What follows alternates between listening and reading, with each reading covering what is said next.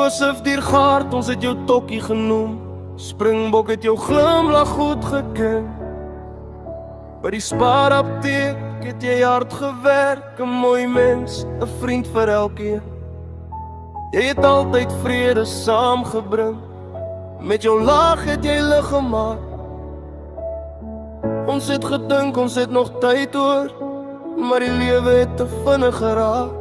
Ons was so veronderstel om een bier te drink in Desember. Net jy en ek, oor die lewe te praat. Nou draai ek daai woorde as 'n herinnering. My beste vriend, my homie, my maat. Hierdie boodskap is van Eddie, my broer. Rus sag, jy's heeltemal te gou weg. Maar jou naam en jou goeie hart sal vir altyd by my bly, sonder sleg. Jy was altyd daar sonder groot geraas, net eerlik, rustig en reg. In klein dinge het jy groot gewys, wat ware vriendskap beteken het. Springbok voel leeg sonder jou stem. Jou spore lê nog hier.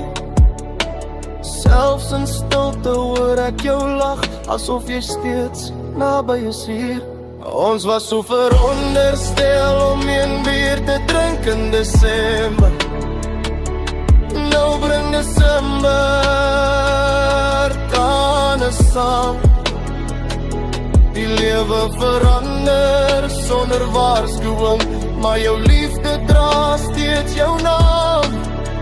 Eddie sê dit met pyn en respek, homie vir die lewe, dis waar, rus en vrede. Tokkie my broer, tot ons mekaar weer sien eendag daar. Lig geen op vir Joseph vanaand, vir 'n siel so suiwer en mooi, te gou weg.